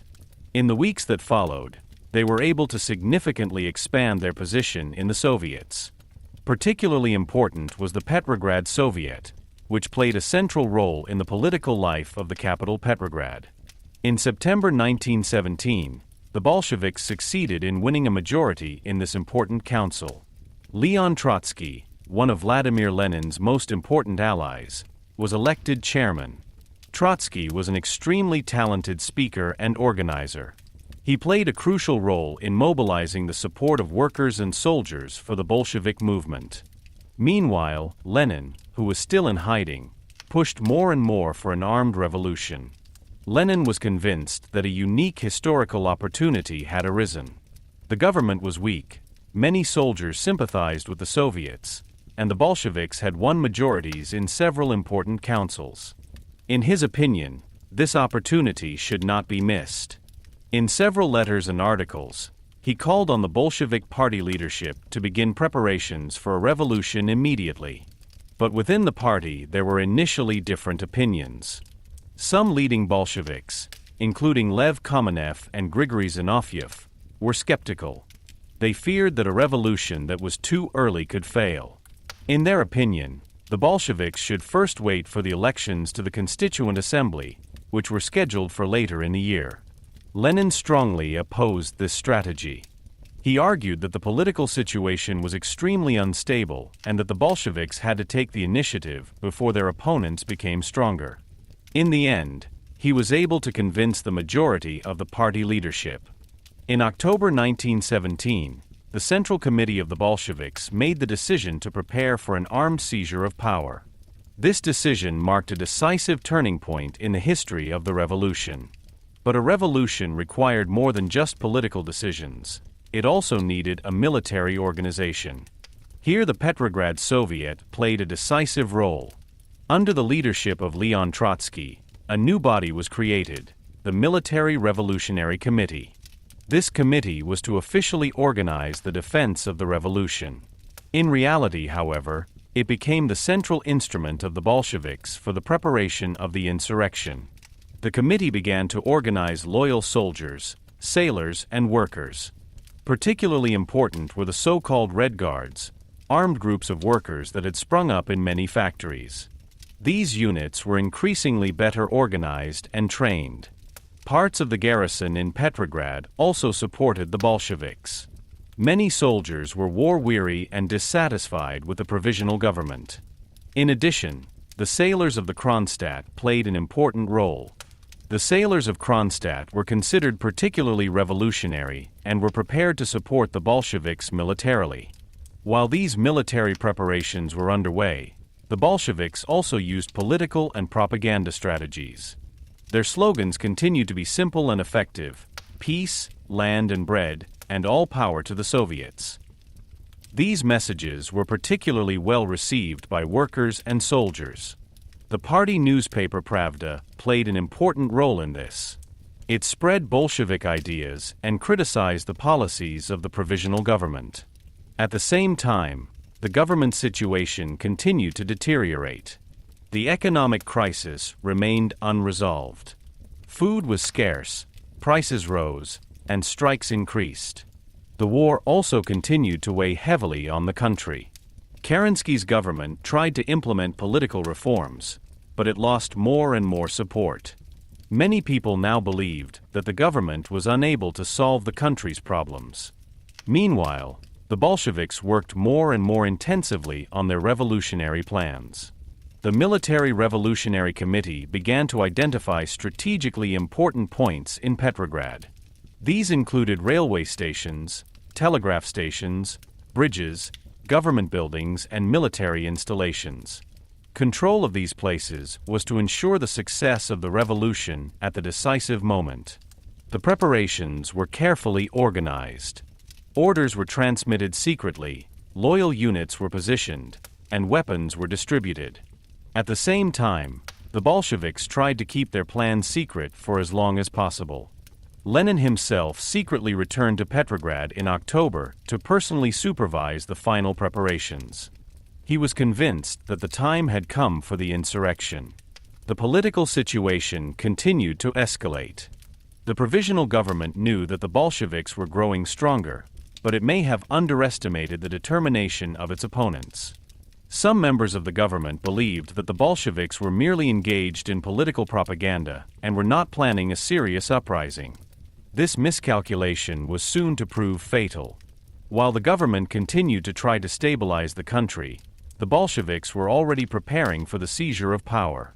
The revolution was no longer just a political idea. It was organized step by step. The tension in Petrograd grew. Workers, soldiers, and political activists discussed the future of the country, while behind the scenes the final preparations were made for one of the most significant political upheavals of the 20th century.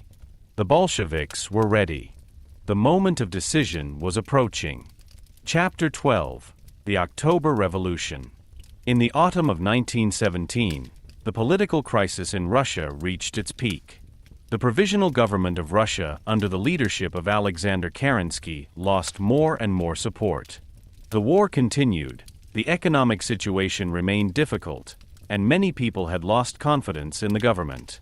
At the same time, the Bolsheviks had considerably strengthened their position in important political institutions. Especially in the Petrograd Soviet, they now had great influence. Under the leadership of Vladimir Lenin and Leon Trotsky, they began to prepare concrete steps to seize political power. The Bolsheviks were convinced that the time had come for a new revolution. Lenin argued that the political situation was extremely unstable and that a determined uprising could change the balance of power in the country. In the weeks leading up to the revolution, the Bolsheviks systematically organized their supporters. The Military Revolutionary Committee, which had been founded by the Petrograd Soviet, played a central role in this. Officially, this committee was supposed to protect the capital from possible counter-revolutionary attacks. In reality, however, it became the organizational center of the impending revolution. The committee began to mobilize loyal soldiers, sailors, and workers. Many units of the garrison in Petrograd sympathized with the Bolsheviks. The sailors from the nearby naval base of Kronstadt also supported the revolutionary movement. At the same time, workers organized so-called Red Guards, armed groups ready to participate in the revolution. While these preparations were underway, the government situation continued to deteriorate. In October 1917, Kerensky tried to take measures against the Bolsheviks. Some revolutionary newspapers were closed and certain military units were to be withdrawn from Petrograd. These steps were intended to weaken the influence of the Bolsheviks. But they had the opposite effect. The Bolsheviks used these measures as proof that the government was threatening the revolution. The Military Revolutionary Committee then declared that it would take over the defense of the revolution. On the evening of October 24th, according to the Julian calendar used in Russia at the time, the revolutionary units began their actions. The strategy was carefully planned. Instead of immediately starting major battles, the Bolsheviks initially concentrated on controlling important strategic points in the city. Revolutionary units occupied railway stations, bridges, telegraph stations, and government buildings. These actions took place for the most part without major fighting. Many soldiers did not resist or even supported the revolutionaries. Within a few hours, the Bolsheviks controlled large parts of the capital. At that time, the Provisional Government was located in the Winter Palace, a large building in the center of the city. This building became the symbol of the government's last defensive position. Kerensky himself had already left Petrograd to seek support from military units outside the city. However, the remaining members of the government tried to defend the building. In the night of 25 to October 26th, revolutionary units surrounded the Winter Palace. Among the attackers were soldiers, sailors from Kronstadt, and members of the Red Guards. The famous cruiser Aurora also played a symbolic role. The ship lay on the Neva in front of the city and fired a blank shot, which was considered a signal for the start of the attack. The storming of the Winter Palace later became one of the most famous events of the revolution. In reality, the action was less dramatic than later accounts would suggest. The building's defense was relatively poorly organized. Most of the soldiers and cadets who were supposed to protect the building were poorly prepared and not very motivated. After several hours, the revolutionary units were finally able to enter the building. The members of the Provisional Government were arrested. This effectively overthrew the government. While these events were taking place in Petrograd, the Second All-Russian Congress of Soviets was in session. This Congress brought together representatives of workers' and soldiers' councils from different parts of the country. The Bolsheviks used this meeting to politically legitimize their seizure of power. Many delegates supported the revolution, while other parties left the Congress in protest. Finally, Congress officially announced the overthrow of the Provisional Government. At the same time, a new government was formed, the Council of People's Commissars. At the head of this new government was Vladimir Lenin. Other important positions were taken over by leading Bolsheviks, including Leon Trotsky. The new government immediately began announcing important policy measures. One of the first documents was the Decree on Peace, which called for an immediate end to the war. Another important document was the Decree on Land, which provided for the expropriation of large landowners and the distribution of land to peasants. These decisions were intended to show that the new government was ready to implement the central demands of the revolution. But although the Bolsheviks had taken control of Petrograd relatively quickly, their power throughout the country was not yet secure. Many regions of Russia were skeptical about the new government. Some political parties considered the revolution an illegal coup d'état. There were also major differences of opinion within society about the future of the country. The October Revolution therefore marked a decisive political upheaval, but it was only the beginning of a new phase of conflict. In the coming years, Russia was to be plunged into a long and bloody civil war. Nevertheless, the October Revolution was an event of enormous historical importance. For the first time in history, a socialist party took power in a large state. The events in Petrograd not only changed Russia, but also had far-reaching effects on the political development of the entire 20th century. The revolution had fundamentally changed Russia's political system, but its long-term consequences would only become fully apparent in the coming years. Chapter 13: The First Measures of the Bolsheviks. After the successful seizure of power during the October Revolution, the Bolsheviks were faced with an enormous task. Although they had taken control of important institutions in Petrograd, their power was by no means assured throughout the country. Russia was still at war, the economy was on the ground, and large parts of the population expected rapid improvements in their living conditions. The new government therefore had to act immediately. At the head of the new state leadership was the Council of People's Commissars, which had been founded immediately after the revolution. This body was to conduct the affairs of government and exercise political power on behalf of the Soviets. Vladimir Lenin became the chairman of this council. Other key members included Leon Trotsky, who would later play a central role in foreign policy and the military, as well as several other leading Bolsheviks. The Bolsheviks wanted to show that their revolution was more than just a political overthrow. They wanted to build a completely new social order. Therefore, the new government passed several fundamental decrees immediately after coming to power. One of the most important was the Decree on Peace. This document was addressed both to the Russian population and to the other belligerent states of the First World War.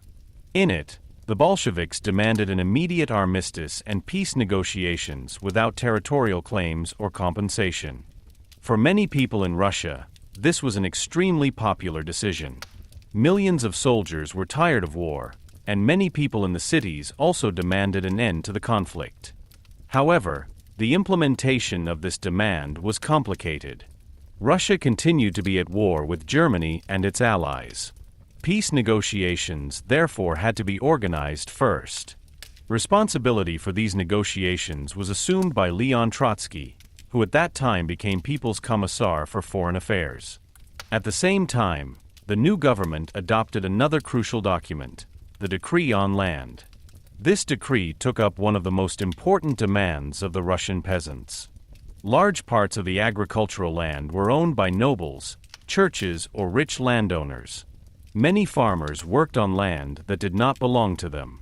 The decree stated that this land should be expropriated and distributed among the peasants. This decision was politically extremely significant.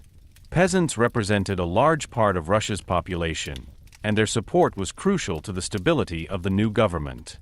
The Bolsheviks originally had a different idea of agrarian organization, but they adopted many of the demands of the peasant movement in order to gain broad support. In addition to these two important decrees, the new government also began to reshape the political system. The Bolsheviks wanted to build a new form of government that would be very different from the old Tsarist order. A central element of this new system were the Soviets, i.e. the councils of workers, soldiers, and peasants. The Bolsheviks declared that these councils should form the basis of the new political power. Unlike traditional parliaments, the Soviets were to be directly elected by the working people and represent their interests. At the same time, the Bolsheviks began to secure their political power. Shortly after the revolution, a new security organization was founded, the Cheka.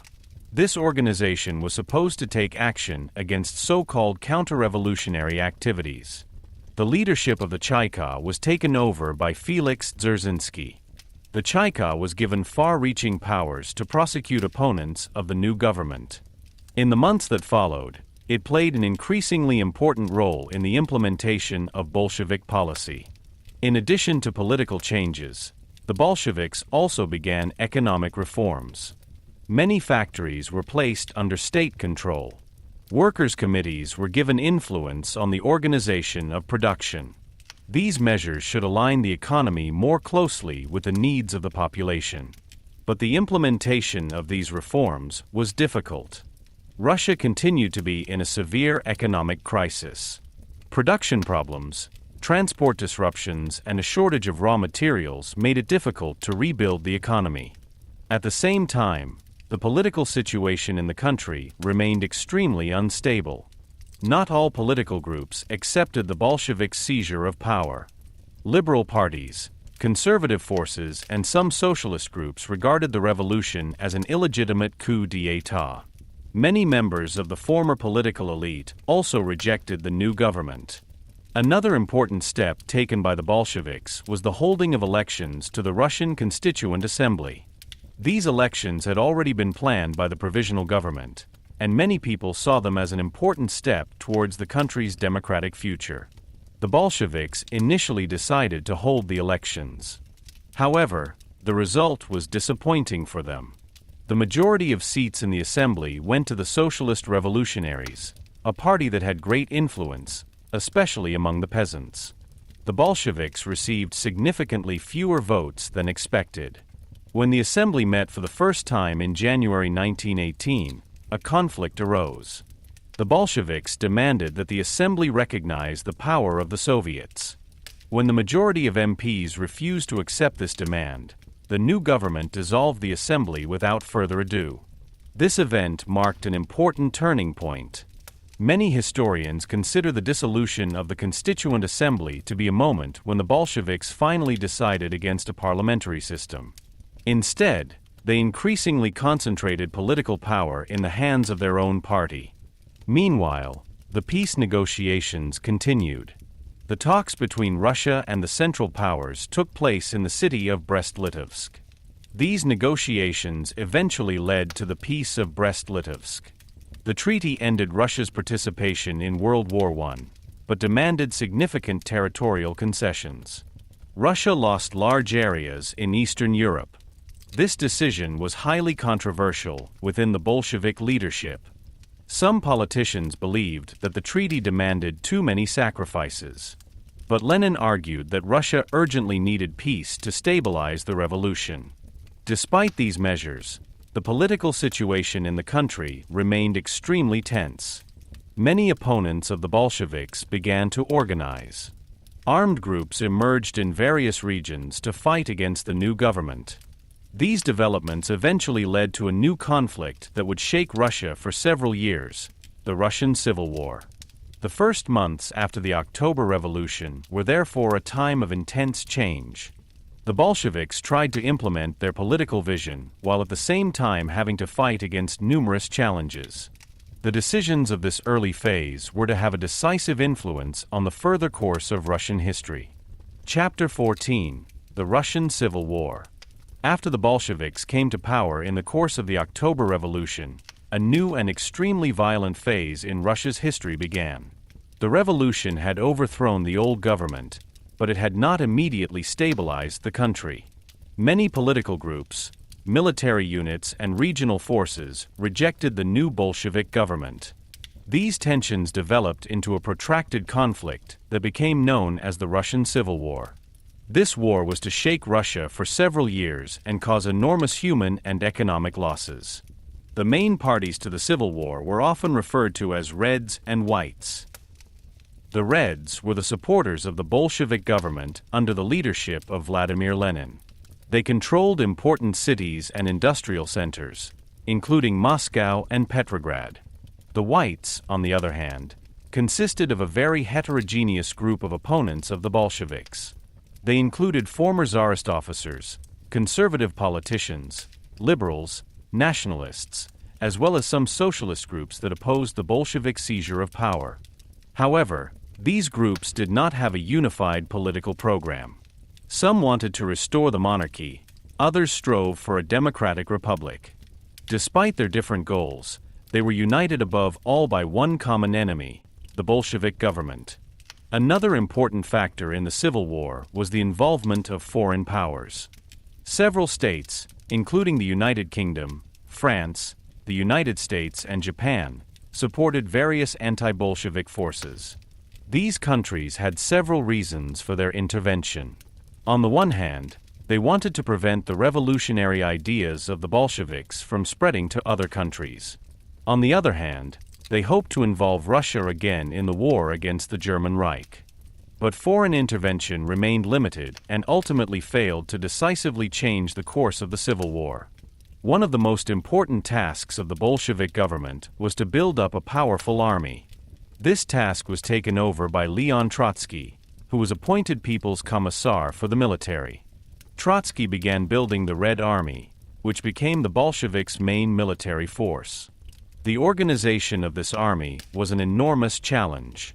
Russia was in an economic crisis, many soldiers were tired of war, and the military infrastructure was badly damaged.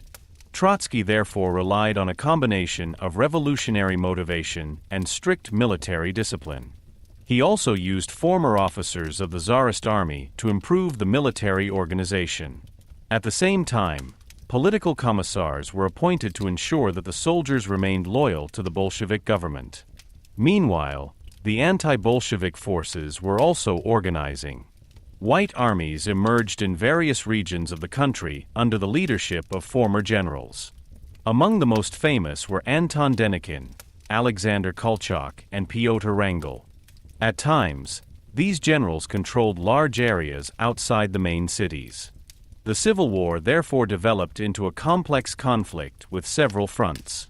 Fighting took place in different regions of Russia, Ukraine, Siberia, the Caucasus, and many other parts of the former Tsarist Empire.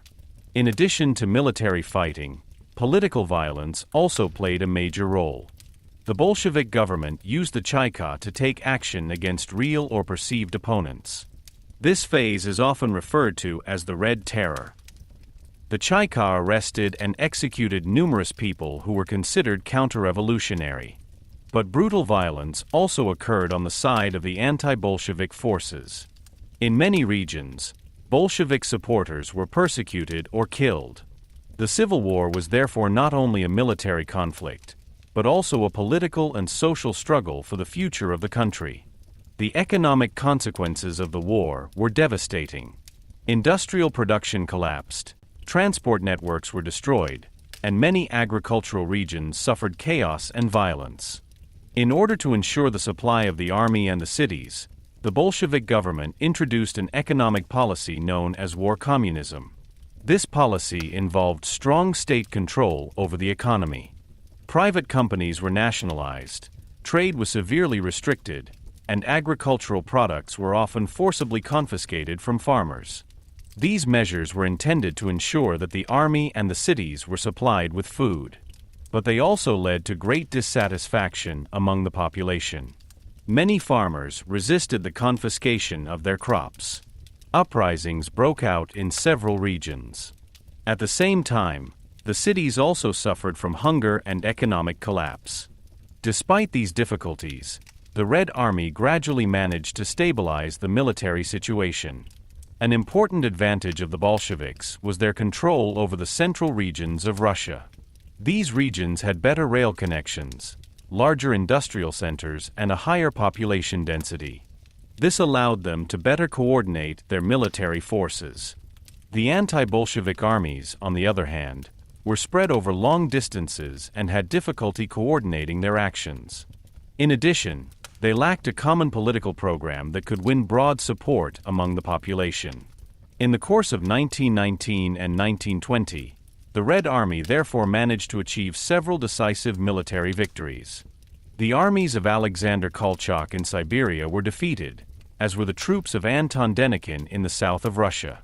Finally, the last major anti-Bolshevik forces were defeated under Pyotr Wrangel. By 1922, the Bolsheviks had restored control of most of the former Russian Empire. The Civil War ended with a military victory for the Bolshevik government. But the price of this victory was enormous. Millions of people had died as a result of fighting, hunger, and disease. Large parts of the economy were destroyed, and society was deeply divided. Nevertheless, the Bolsheviks had maintained their political power. The Civil War had consolidated their rule and allowed them to continue to implement their political vision. The next phase of Russian history was therefore to be marked by the attempt to build a new state on the ruins of the old Tsarist Empire. This state was soon to receive a new name, the Soviet Union. Chapter 15: Consequences of the Revolution. The events of the October Revolution and the subsequent Russian Civil War fundamentally changed Russia. Within a few years, a centuries-old Tsarist empire had become a completely new political system. The monarchy had disappeared, the old aristocratic elite had lost its power, and a new government led by the Bolsheviks was trying to build a socialist society. But the consequences of this revolution reached far beyond the immediate political changes. They influenced the economy, society, and international politics throughout the 20th century. One of the most important developments after the end of the Civil War was the establishment of a new state, the Soviet Union. This state was officially created in 1922 and united several former territories of the Russian Empire under a new political structure. These included Russia, Ukraine, Belarus, and various regions in the Caucasus. The Bolsheviks saw this new state as a union of socialist republics that would work together to build a communist society. Vladimir Lenin continued to be at the head of the new political system. Lenin played a central role in shaping the early political structures of the Soviet Union. Under his leadership, a political system emerged that was heavily controlled by the Bolshevik Party. The party saw itself as the vanguard of the working class and claimed the political leadership of the state. In practice, this meant that political power was increasingly concentrated in the hands of the Communist Party. Opposition parties were banned or severely restricted. Many political opponents of the Bolsheviks had already been eliminated during the Civil War or were living in exile. The role of the security organs has also been further expanded. The Cheka, which was founded during the revolution, developed into an important instrument for controlling political opponents. This organization was to be restructured several times in the following years, but remained a central part of the Soviet state. In addition to political changes, the Bolsheviks also faced enormous economic challenges. The Civil War had severely damaged the country's economy. Industrial production had declined sharply, transport routes had been destroyed, and agricultural production had suffered from chaos and violence.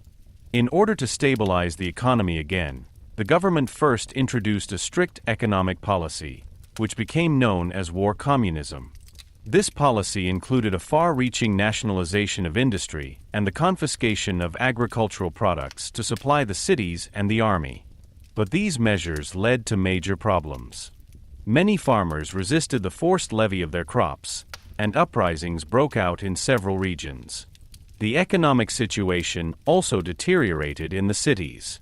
Hunger, unemployment, and economic uncertainty weighed on the population. In 1921, Lenin therefore decided to change course. He introduced a new economic strategy that became known as the New Economic Policy. This policy again allowed limited forms of private trade and small private enterprises. Agriculture was less strictly controlled, and farmers were allowed to sell part of their harvest freely. These reforms helped to slowly stabilize the economy and improve the supply of the population. In addition to economic changes, the Bolsheviks also tried to fundamentally change society. They introduced numerous reforms in the education system to combat illiteracy and improve the education of broad sections of the population. Schools and universities were reformed, and scientific research was promoted more strongly. There were also changes in cultural areas. The new government supported various artistic movements and tried to develop a new socialist culture. At the same time, the role of women in society has also changed. The Bolsheviks introduced several laws that gave women more equal legal status. Marriage laws were reformed, divorce was facilitated, and women were given more opportunities for education and participation in working life. But despite these reforms, society remained strongly influenced by the consequences of the war. Millions of people had lost their lives or their homes during the Civil War. Many families had been torn apart, and large parts of the infrastructure had to be rebuilt. The situation also remained tense politically. Within the Communist Party, there were discussions about the future course of the country. After Lenin's death in 1924, a power struggle within the party leadership began. Several leading politicians tried to gain influence on the future development of the Soviet Union. Joseph Stalin played a particularly important role in this, eventually consolidating political power in the party. Under his leadership, the Soviet Union developed into a highly centralized state. But regardless of these later developments, the Russian Revolution had already had a profound impact on international politics. For the first time in history, a communist party had come to power in a large state. Many revolutionary movements in other countries saw the Soviet Union as an example of possible political change. At the same time, many governments in the West viewed the new Soviet government with suspicion or even hostility. These tensions would later play an important role in the course of the 20th century. The Russian Revolution was therefore not only a national event, but a global turning point. It changed the political landscape of Europe and influenced numerous social and political movements worldwide. Many historians consider the revolution to be one of the most significant events in modern history. It marked the end of a centuries-old monarchical order and the beginning of a completely new political experiment. The ideas and conflicts that emerged from this revolution shaped world politics for decades.